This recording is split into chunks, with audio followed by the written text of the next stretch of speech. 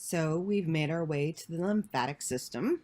It includes lymphatic vessels, lymph nodes, lymph fluid, and leukocytes. It's the fluid that runs through your body. It's not blood. It's called lymph. It returns tissue fluid to the circulatory system, screens it for signs of infection, and provides a passageway for lymphocytes. Um,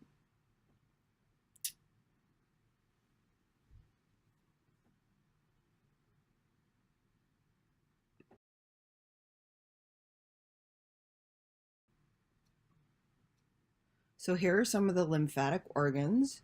They include lymph nodes, which are chambers located along the lymphatic vessels and contain lymphocytes. They're common in the digestive, respiratory, and urinary tracts. They're what you have removed when women have a mastectomy. They have lymph nodes removed, and that is why one of the reasons why you can't do blood pressure on the side that the mastectomy has been performed on, because you cannot, you don't want to stop that lymph from moving.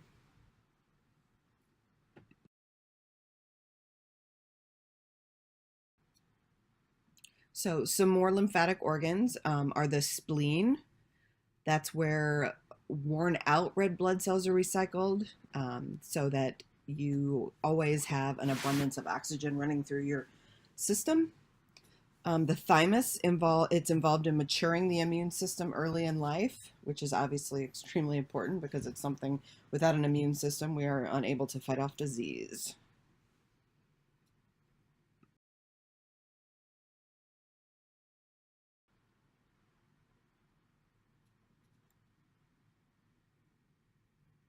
This is just a picture of the lymphatic system, where all the lymph nodes are held. They're obviously all over your body, so that you can consistently move lymph around your body.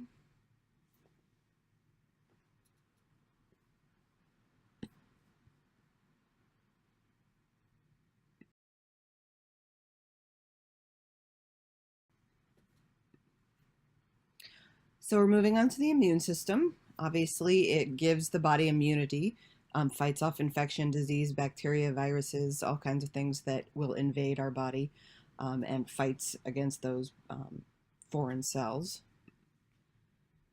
Immunity means that a person has protection against a disease or condition, or, as I said, any sort of bacteria, infection, viruses, different things like that.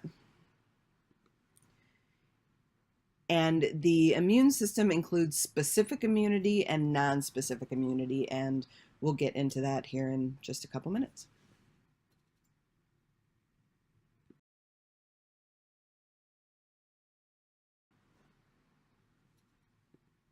So non-specific immunity, we'll start with non-specific immunity. Non-specific immune cells function in the first line of defense against infection or immunity.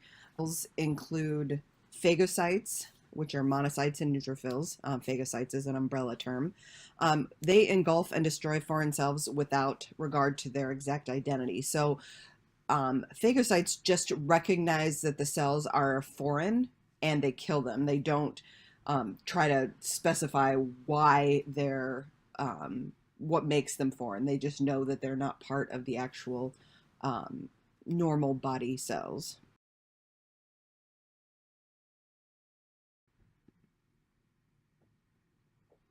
Nonspecific immunity includes inflammation, which is a nonspecific defense against infection or irritation. It also combines increased blood flow and capillary permeability, activation of macrophages, and temperature increase and a clotting reaction. That's why our body temperature rises, we get a fever. That's the body's way of trying to fend off disease. So it basically tries to burn it out of your system. That's why you get a fever, even though fever can hurt you as a human. That's your body's way of actually trying to help you. These also activate specific immunity.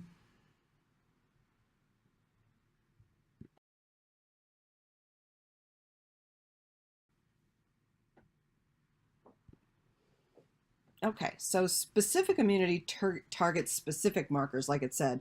It picks out specific cells to target and to destroy. They're called antigens, which triggers T and B cells. So T cells, if activated, help to produce cytotoxic T cells and memory T cells. And then B cells produce antibodies of different shapes, allowing recognition of antigens. So the different shape of an antibody will recognize a specific antigen.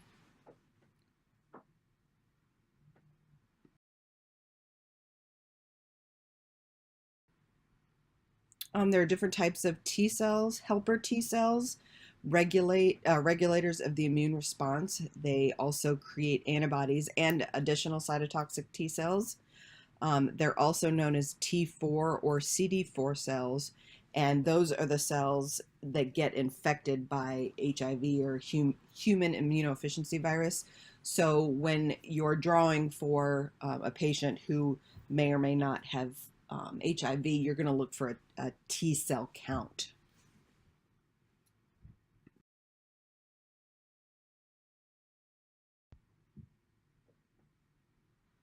So cytotoxic T cells are very specific. They recognize specific antigens and destroy infected host cells. And then memory T cells are the ones who actually have a memory. They're actually smart. They are primed to remember and respond rapidly if a specific antigen is encountered again later in life. So if you get an infection of some sort and then you get it on later in life, you're still going to have these memory cells in your body that are going to remember that specific antigen, and they're going to remember and invade and try to kill that antigen.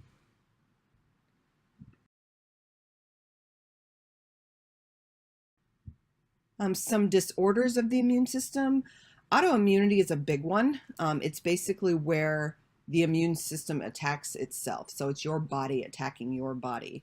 It's an attack by the immune system on the body's own tissues. There are quite a number of different autoimmune disorders. Rheumatoid arthritis, systemic lupus erythematosus, myasthenia gravis, and multiple sclerosis. Another disorder is an allergy, just a severe immune reaction to a harmless substance. So any type of allergen you encounter, if you are allergic to it, that's going to be a disorder of the immune system. SCID, which is severe combined immune deficiency, and AIDS, which is acquired immunodeficiency syndrome.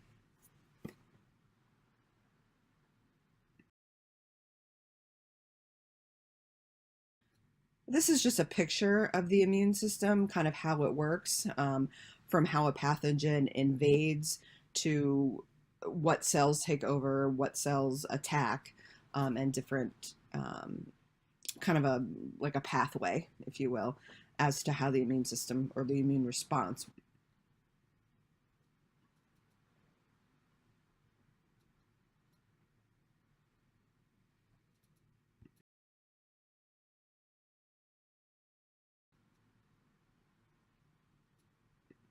All right, so we've moved on to the cardiovascular and circulatory system. Obviously, this is going to be the one that's going to be the most prominent system because of the work that you'll be doing, the phlebotomy work where you're drawing blood. It's composed of the pulmonary circulation and systemic, obviously pulmonary referring to the lungs and systemic referring to every other part of the body, the arms and the legs and, the trunk. Pulmonary circulation carries blood between the heart and lungs, so the gases of oxygen and carbon dioxide are exchanged in the lungs. And systemic circulation is where the body, it carries blood between the heart and the rest of the body. So when the heart pumps, it carries the blood out into the systemic, so your systemic system, circulatory system, so that the rest of your organs are getting perfused with oxygen.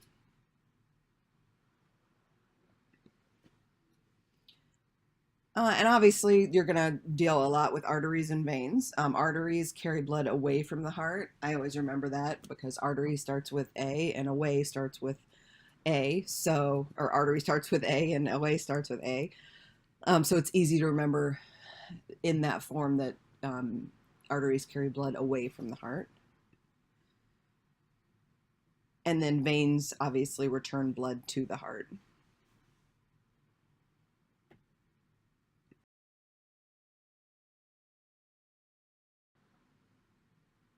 So this is just a video that we've posted so that you can watch and learn a little introduction to the cardiovascular system to help it kind of put it in a picture in your mind as opposed to just talking about it.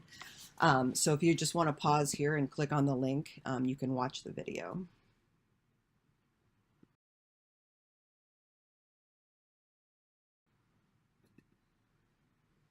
Okay, so we're at the heart. The heart is one of the 5 most important organs in the human body. Without the heart, we are unable to survive. It's the primary body muscle whose contractions push blood through the circulatory system so that our organs are perfused with oxygen. It is surrounded by thin membranous sacs called the pericardium, which support and lubricate the heart during contraction. The heart has to be lubricated at all times because obviously when the heart contracts, it is contracting in a way that you don't want it rubbing on other structures around the heart, because that will just cause injury to the heart and obviously larger issues.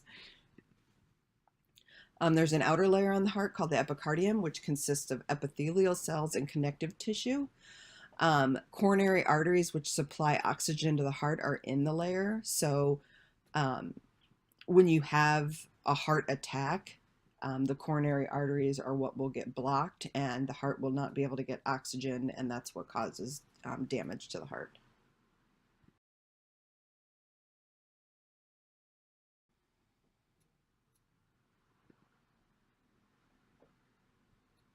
Just some more information about the muscle that's responsible for the process by which blood is pumped throughout the body, obviously, as we've said before, and we will say many times over again. This is just kind of a synopsis as to how it goes. You probably learned a little bit about it when you watched the video, but the journey begins through the 2 large beings, the inferior and superior vena cava, and those return deoxygenated blood to the heart. Deoxygenated means they've been to the lungs, they've been around the body, they've released all their oxygen, and they're coming back. Deoxygenated blood arrives at the right atrium, also known as the upper right chamber of the heart. The blood continues on its way through the tricuspid valve, which leads to the right ventricle. And once the right ventricle contracts, the blood then flows towards the pulmonary valve and finally the pulmonary arteries. This deoxygenated blood, obviously we're going to want to reoxygenate it, so it's going to travel to the lungs where carbon dioxide is removed from the blood and replaced with oxygen through the pulmonary alveolar capillary network. The lungs are extremely obviously important for oxygenating blood because that's where the oxygen is stored and returned to the blood to be pumped out through the body and all of our other organs. After this exchange, the blood travels back through the pulmonary veins towards the left atrium, the upper chamber of the heart. And after it passes through this mitral valve, it enters the left ventricle and contracts through the aortic valve, exiting to the aorta, where it's transported through the arteries of the body and the circulatory system and is able to perfuse our other organs. After this process, the blood returns through the heart through different peripheral veins that lead back to the superior and inferior vena cava, which start the whole process over again. You will also see a picture of this in the later on slides. So if that is not clear to you, you will see a picture of how the blood is cycled through the heart, through the lungs, and through the body.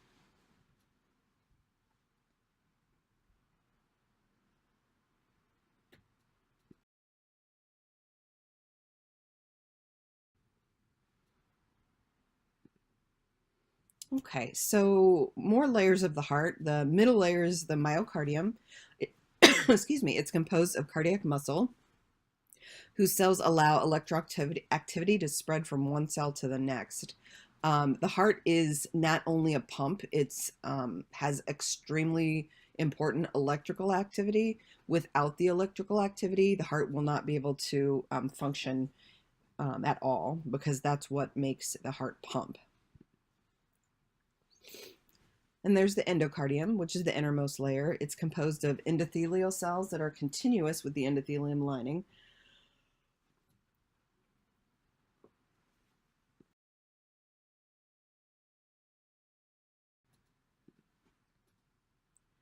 All right, so there are 4 chambers in the heart. Obviously, 4 chambers include left and right atria and left and right ventricles. The atria being the top chambers, the ventricles being the bottom chambers. And then there's a septum, which divides the 2 atrium. There's also a ventricular septum that divides the 2 ventricles.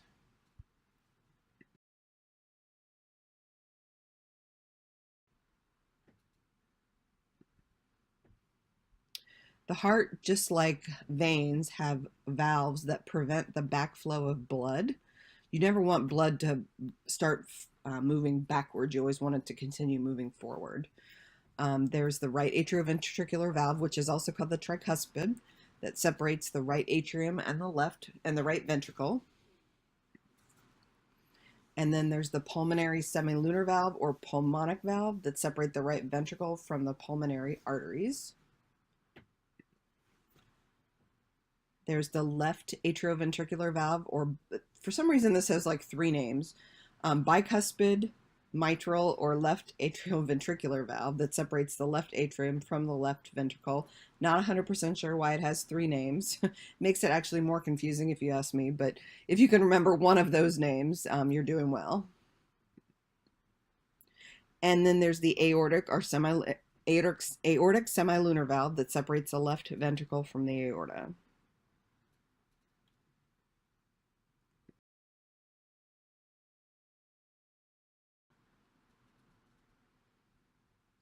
Okay, so this is the picture of the blood as it goes in and out of the heart through circulation. Obviously, the red is oxygen-rich blood that enters the heart from the lungs and goes to the body. And there's the oxygen-poor blood that enters the heart from the body and goes out to the lungs to be reoxygenated.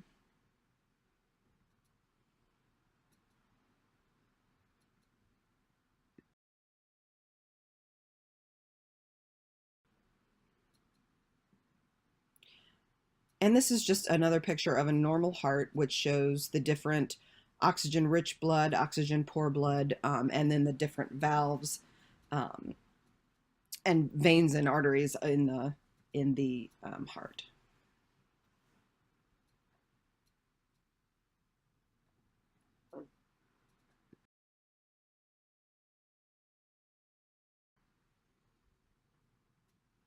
This is another just overview of the heart, talking about it's a large muscular organ which consistently pushes oxygen-rich blood to the brain and extremities and transports oxygen-poor blood from the brain and extremities to the lungs to gain oxygen.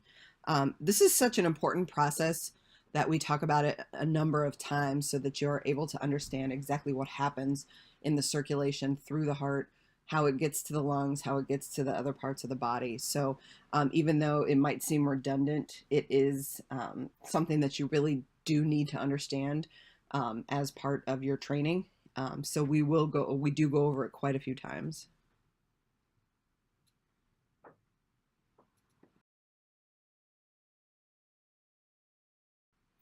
And once again, here's another picture of pulmonary circulation, how it runs through the lungs to the heart, to the circulation, how it's the blood is oxygenated and deoxygenated depending on where it is in the body. So just as I said, another visual. Some people are very visual. I'm very visual. So I happen to like pictures so that I can kind of try to understand instead of just being told something.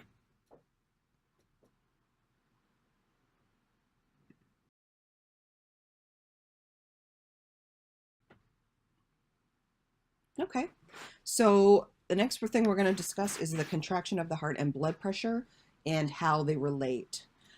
Contraction of the heart is called systole, and it develops pressure and forces blood through the system. So blood pressure is the amount of force on the arteries from the contraction of the heart. The relaxation cycle of blood pressure is called diastole, which allows the heart chambers to fill with blood. Obviously, these two contraction and relaxation are very fast. So it's milliseconds, it's even smaller, which I don't even know what a smaller unit would be. But if you can hear your heart as you can hear your heart beat, the lubbed up sound, it's the contraction and relaxation that creates that sound, so you can tell how quickly that cycle happens.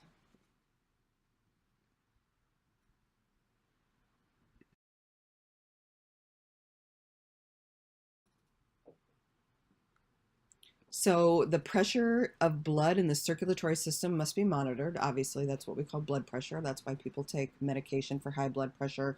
If people get low blood pressure, they get really dizzy.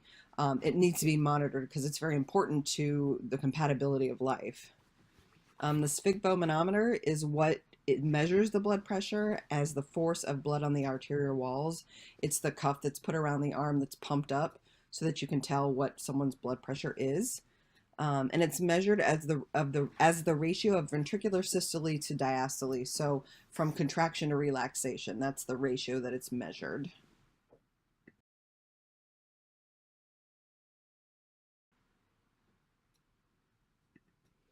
Okay, so as I said before, the heart just isn't a pump. It's an actual electrical conduction system, and it's located in the myocardium, which is the middle layer of the heart. And this middle layer system is responsible for the regulation of the pumping action of the heart. So it actually tells the heart when to pump and when to relax. It, as well as the conduction of the electrical impulses that cause the myocardium to contract or pump.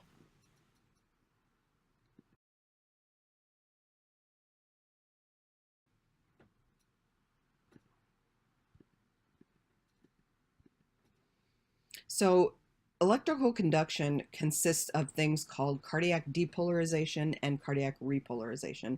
This is what creates the electrical, I guess, rhythm in order to make the heart contract and relax. These both occur when the electrical impulses develop and spread through the myocardium. The rate and the rhythm of the heart is controlled by pacemaker cells, which I know there's an electrical pacemaker that people have put in, but the heart has its own pacemaker, which is a vital part of, obviously, the conduction system, because you want your heart to beat at the same rate instead of different rates, because that's what causes irregular heartbeats. And then the cardiac muscle cells can be characterized by excitability, conductivity, contractility, and automaticity.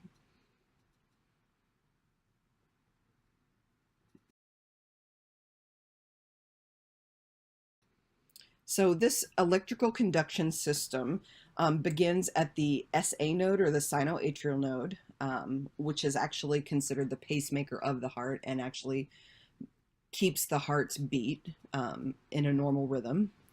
The impulse is initiated and travels through the intermodal pathway, passing through several passages in the interatrial and interventricular septums, ending in the Purkinje fibers in the ventricular myocardium. This is a little more than you're going to probably need for what you're going to be doing. It's just good information to know. It also might be on the quiz, so you might want to know some of it. We're not going to go into a huge amount of detail about it, but it's definitely good to have a broad overview of it. Depolarization and repolarization both occur as the impulse travels through the conduction system, followed by the contraction or systole and relaxation or diastole of the myocardium.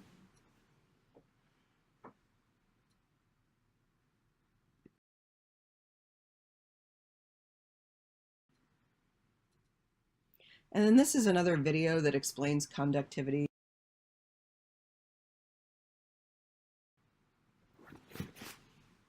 All right. So part of the circulatory system, obviously, which is not just the heart, it's the blood vessels, arteries, veins, capillaries. And as we said before, arteries carry blood away from the heart. They're bigger than veins. They're bigger than capillaries.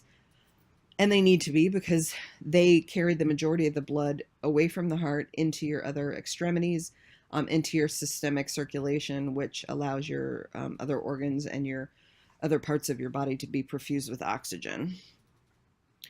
They are thicker than veins and capillaries. They're built to withstand high blood pressure generated by the contraction of the ventricles. And then this thick muscular wall allows contraction to maintain flow and pressure during diastole. They branch into smaller vessels called arterioles, which branch to form capillaries.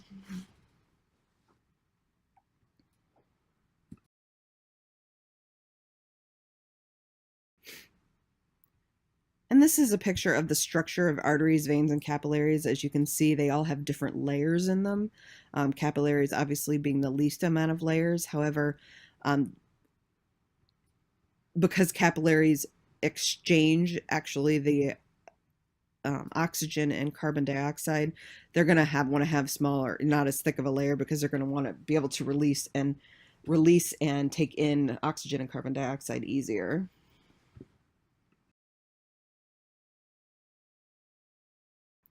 These are all the major arteries in the body.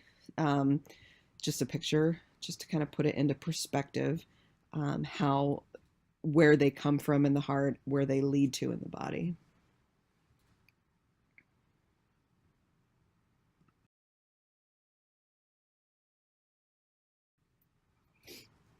So we have moved on to veins. Veins carry blood back towards the heart.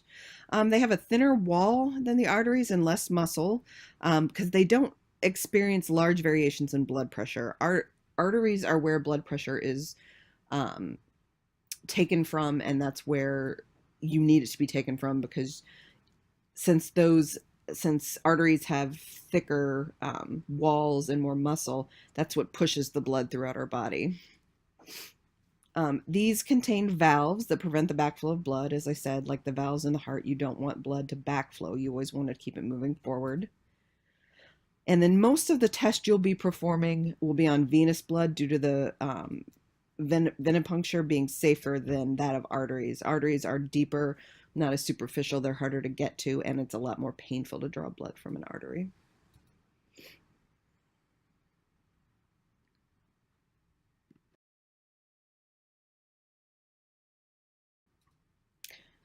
These are the major veins of the body, veins of the upper limbs and the head and trunk.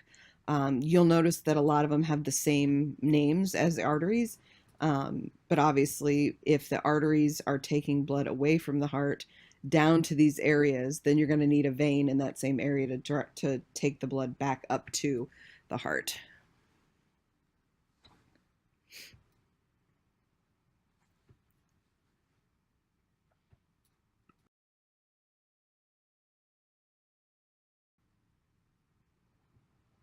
Okay, so the third blood vessel we're going to learn about is capillaries.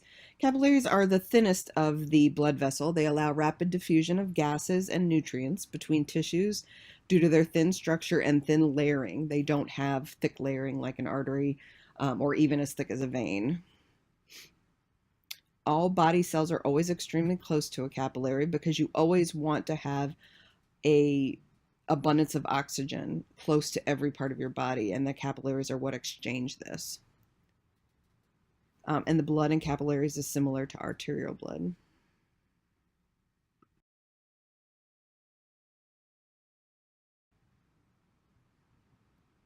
So this is just another video of the blood flow throughout the body so that you have a visual picture of it instead of just having it explained to you. So if you want to go ahead and pause the slideshow, and you can watch this video, and you'll hopefully understand a little bit better how the blood flows throughout your body.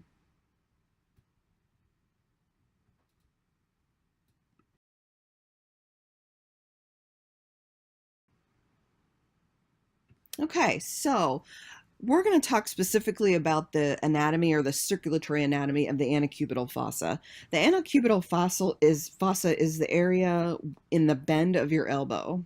It's an area, it's distal to the elbow, and it's where blood is usually drawn. The reason it's drawn here is because it's easily accessible and contains prominent veins located a safe distance from arteries and nerves. That's one of the things you always want to make sure of whenever you're drawing blood. You want to make sure you're a safe distance from an artery or nerve. An artery being, if you puncture an artery, people will bleed out very quickly. And a nerve, if you puncture a nerve, it's very painful. And they could lose feeling in parts of their body depending on how the nerve is punctured. The anterior surface where the blood is drawn contains prominent veins, including the cephalic, median cubital, and basilic, and these are the ones you'll be drawing blood from. They make an M or an H shape in this region, and we're going to have a couple pictures on it. Actually, you're going to have pictures on it throughout your entire course here, so that you're aware of where the veins are. Anatomy can always vary from person to person, but this is going to be the most consistent you're going to find. It's going to be the easiest to draw from because usually, I'm going to say 85% of the time, you're going to be able to find a decent vein on someone in this area to draw blood from.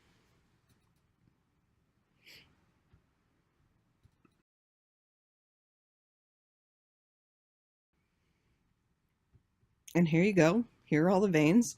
All the ones in blue are obviously veins. Now there is one large nerve and one large artery that splits off into two, but you can see there are quite a few different veins in this area that you can use, and they're usually thicker and easier to see, number one, and feel, number two. Because drawing blood isn't, you'll learn when you start to do your blood draws that it's not just by vision. Sometimes you're going to have to feel a vein because you can't see it to actually draw blood from it. So if you have a better understanding of the vessels in this area, the antecubital fossa, it's going to be a lot easier for you to draw blood from.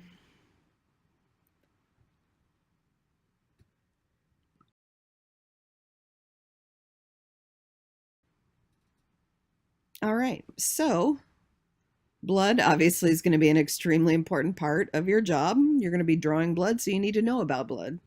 The average adult has 5 to 6 liters of blood in their body, and blood is, it's not just one substance. It's composed of plasma, which is the fluid portion, and formed elements, which are cellular components of blood.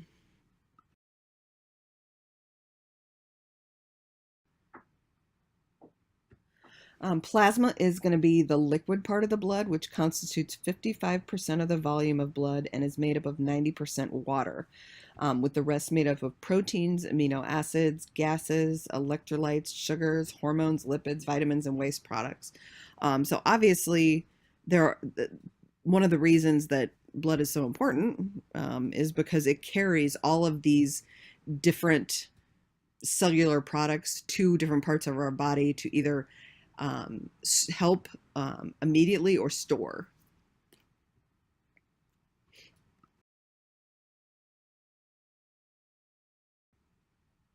So in plasma, you're going to find the most significant element is albumin or protein, which is responsible for transporting antibodies and fibrinogen through your circulatory system.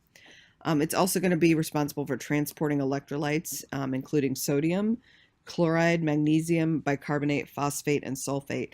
All of these things help regulate our body systems, our body pH, temperature, all the different things that make it possible for us to live.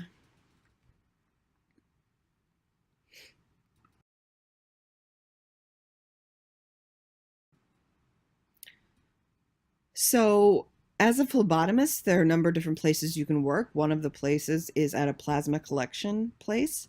There, don't know exactly what they're called, but they actually collect plasma from patients. So they take it. Since plasma is in your blood. What you would do is you would draw blood out of their body, spin the plasma out, and put the blood back in. If you're just collecting plasma in a tube, you're going to collect it in a tube that contains an anticoagulant that'll keep the blood from clotting. You're going to spin it at a very high speed, which is going to separate the plasma from the actual red blood cells. And they're going to be collected in different color tubes. We'll learn a little bit more about tubes later, but you'll get to know tubes like the back of your hand as a phlebotomist, because you always have to pull the right tube for the right blood draw.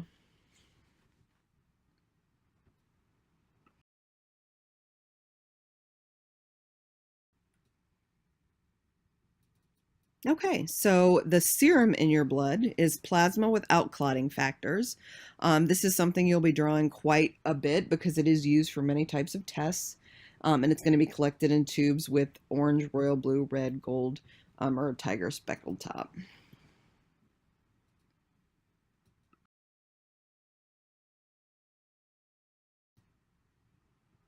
So formed elements are going to constitute 45% of the blood volume. You're going to find that the formed elements are going to be red blood cells, white blood cells, and platelets. 99% of them are going to be red blood cells, obviously. The blood cells formed in the bone marrow these are blood cells formed in the bone marrow from the division of stem cells. We also have a video on the formed elements here if you want to pause your slideshow so you can watch this video.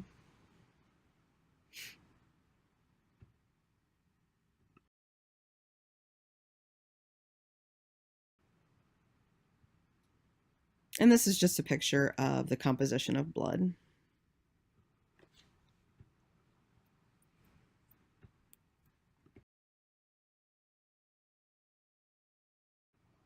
Okay, so we're moving on to red blood cells. Red blood cells are obviously important because they carry hemoglobin, which is the iron-containing oxygen transport protein that gives blood its red color. This is what oxygen is transported through our body on. We have 5 million red blood cells in a microliter of whole blood, so you can tell how many red blood cells we have in our body. Initially contains a nucleus, which is expelled shortly after formation, so the red blood cell becomes a reticulocyte. A reticulocyte is a cell without a nucleus. Once released into peripheral circulation, it matures into an erythrocyte. And then we have a video on how that happens as well. So if you want to pause your slideshow and watch the video.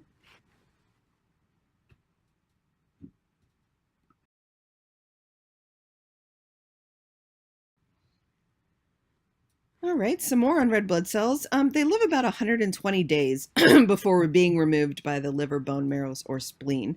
So that tells you how long. Once they're made, they float throughout your body for 120 days, and then they are recycled. And new red blood cells are being formed all the time. When the red blood cells break down, you're going to find iron, amino acids, which are recycled, and bilirubin, which is transported to the liver for elimination to the body, from the body.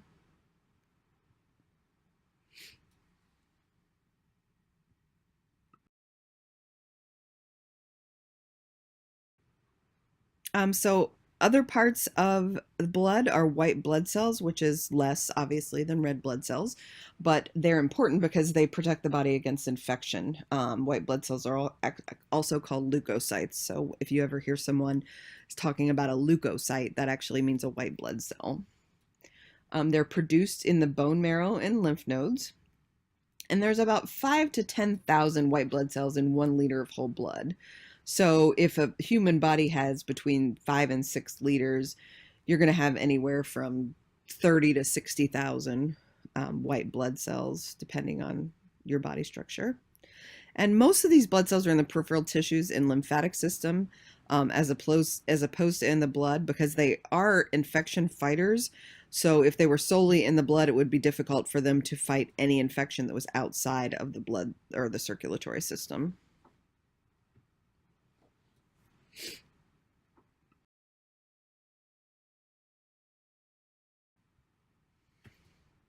So one of the most important features of white blood cells is that they are actually able to recognize molecules on the surface of infectious agents and distinguish them from the body's own cells. So the white blood cells are able to distinguish when an invader, an infectious invader, bacteria, virus, comes into your body, they realize that it, through sense, that it is different than an actual body cell, and they will attack it and try to destroy it. Two major categories of white blood cells are granulocytes and mononuclear leukocytes.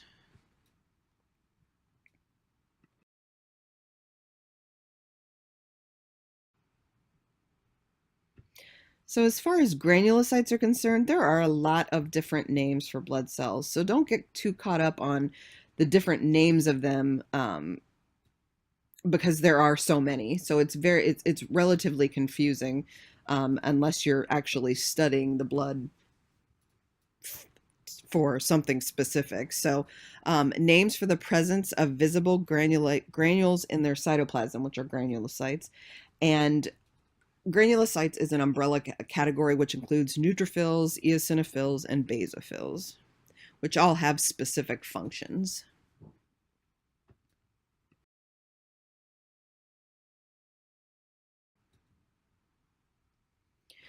And then mononuclear leukocytes, it's an umbrella term, and it includes lymphocytes and monocytes. And these actually have chemicals inside them that destroy cells, other foreign cells, and signal other parts of the immune system to let them know that they have found foreign cells. So it's amazing what a tiny little cell can do for the human body.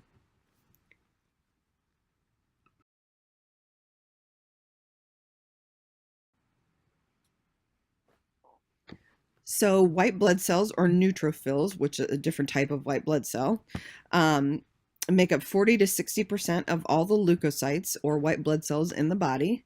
They have a specific role to attack and digest bacteria, and their numbers increase during a bacterial infection. Obviously, if there's a bacterial infection, these numbers are going to increase because the number of bacteria are increasing. They are the first white blood cell on the scene of an infection, and they only live 3 to 4 days. So you always want to make sure that your body's making more white blood cells, because without white blood cells, your body can't fight an infection. And that's a lot of times when people get major diseases, it's because their body can no longer make white blood cells at the rate that the body is needed.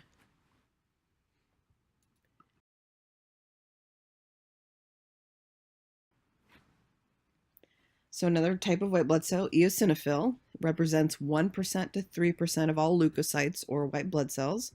Their role is to attack parasites and antibody-labeled foreign molecules. They don't actually attack cells. They attack other foreign molecules. And their numbers increase in the presence of allergies, skin infections, and parasite infections. So once again, eosinophils are not attacking other cells.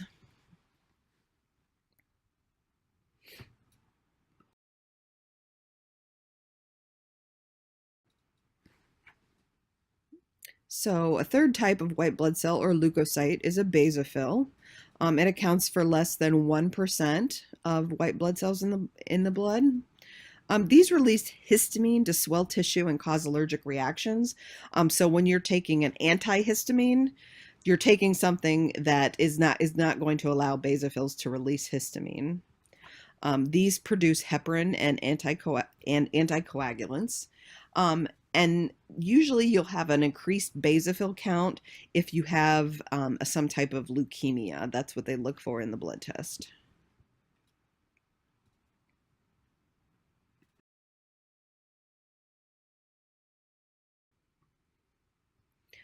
So another type of white blood cell called a lymphocyte, it makes up to 20 to 40% of all circulating leukocytes. These rest in the lymph nodes, so that's a little kind of easy to remember. Lymphocytes reside in the lymph nodes. These numbers increase during a viral protection, and these are the ones that include B cells, which produce antibodies. They produce NK cells, which are natural killer cells, and those destroy foreign and infected cells, and T cells, which control cellular immunity.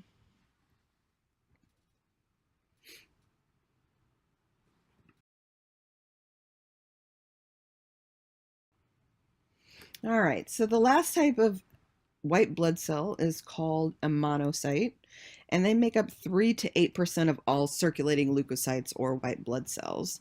They pass from the circulatory system to the peripheral tissues. to act as roving sentries, which means basically they're always looking out for foreign invaders in the body. And these white blood cells help B cells to make antibodies.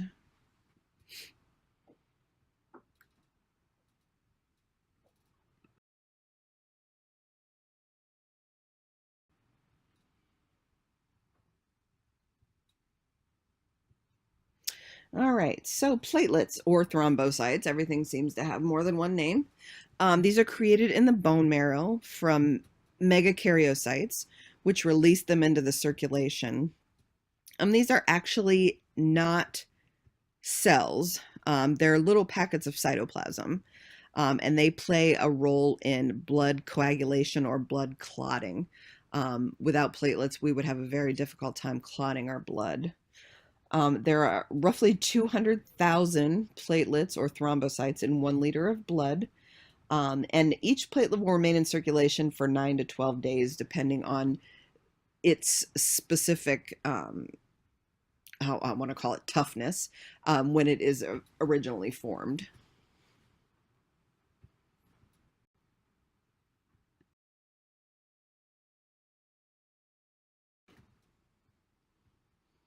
Okay, so now we're going to talk about hemostasis, which is the process by which blood vessels are repaired. So if you get a cut or on your arm, it's going to be how that blood vessel is repaired. It occurs in different phases: vascular phase, platelet phase, coagulation, and fibrinolysis phases, which we'll go through individually.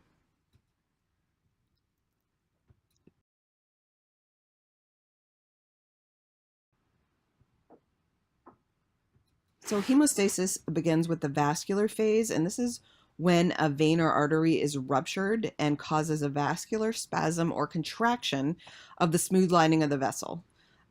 It reduces the vessel's diameter, which reduces the amount of blood loss. So, for instance, it's like its own tourniquet. It squeezes the vein closed or the artery closed as much as it can to stop from blood loss. And it lasts about 30 minutes. So it's actually trying to heal itself.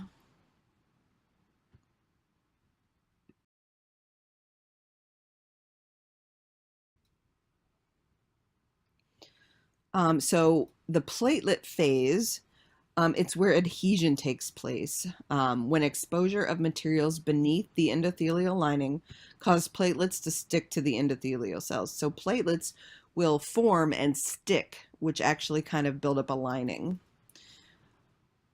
As time progresses, obviously additional platelets will continue to stick, which is something called aggregation, which means that they're just basically forming a lining so that the tissue can be repaired.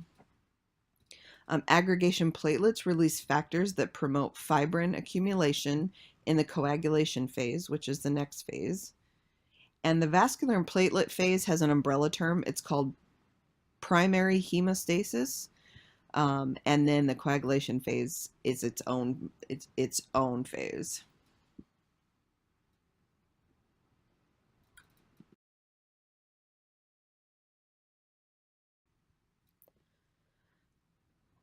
So in the coagulation phase, enzymes and other factors whose formation results in a blood clot.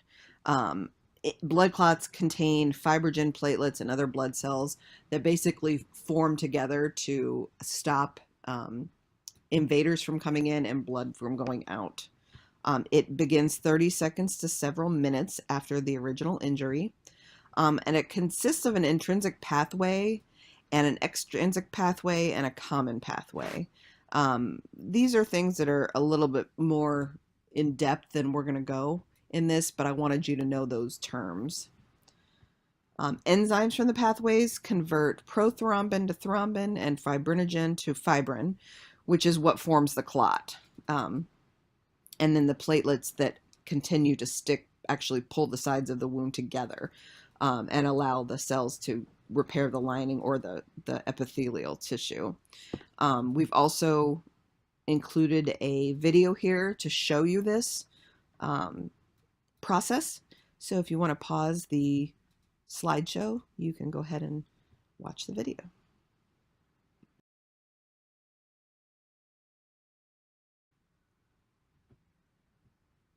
And then at the end of hemostasis is the fibrinolysis phase.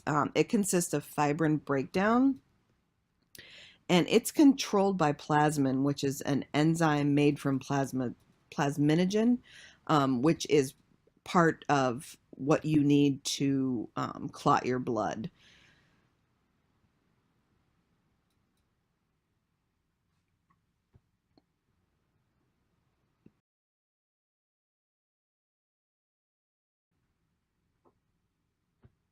So because all of these things, white blood cells, red blood cells, platelets, the heart, oxygen, lungs, are all under the umbrella of the heart and blood vessels, we're going to talk about one of the major disorders of a heart and blood vessel of the heart, a cardiovascular system, which is a myocardial infarction, which is an MI or a heart attack. This is when the heart receives inadequate blood supply through the coronary arteries. Those are the arteries that are in the myocardium of the heart, and when they get blocked, the heart cannot receive oxygen. It happens when the arteries become clogged with atherosclerotic plaques, which obviously, as I said, result in a lack of oxygen or ischemia, which causes damage to the muscle. And then those damaged cardiac muscles release proteins which can be used for diagnosis and to determine the timing of an MI. So that's what you're going to be looking for when you draw blood for someone who has a suspected heart attack. And I'm going to tell you what you're going to be looking for. But when the heart is damaged, it releases these proteins which you're going to look for in your blood draws.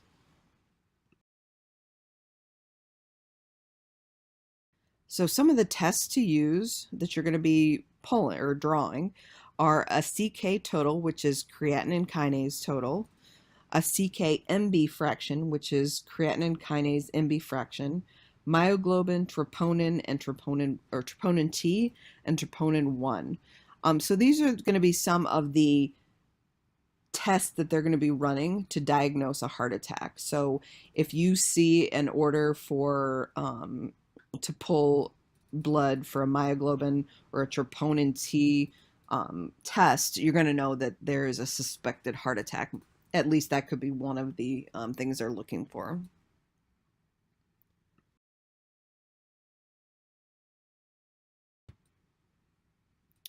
Other disorders of the heart and blood vessels through arteries are going to be an aneurysm, arteriosclerosis, or a stroke. So this is going to be where arteries are blocked or clogged, where they're actually like they've opened up and they're bleeding out. There's obviously different ways that these things happen, as far as aneurysm, stroke, things like that.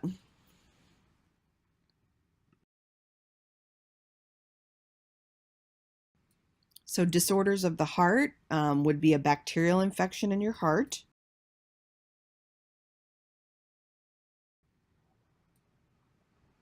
And then disorders of the veins would be hemorrhoids, which we've all heard of, and varicose veins.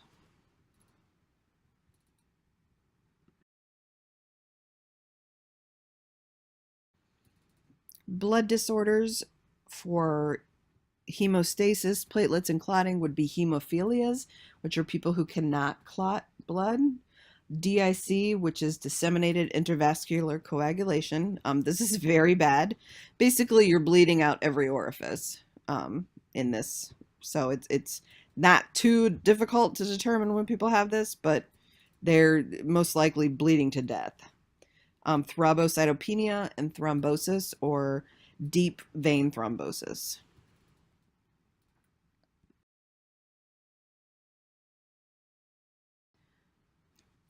Disorders of red blood cells and hemoglobin would be anemia, when we don't have enough iron, polycythemia, sickle cell disease, and thalassemia.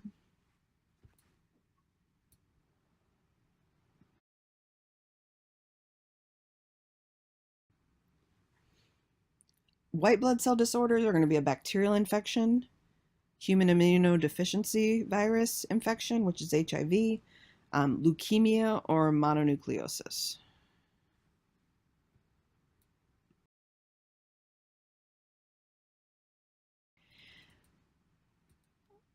So we've also added just some videos for you to better understand the cardiovascular system and medical terminology for the cardiovascular system. So if you want to go ahead and pause your video so you can watch this video and the 2 videos on the next slides.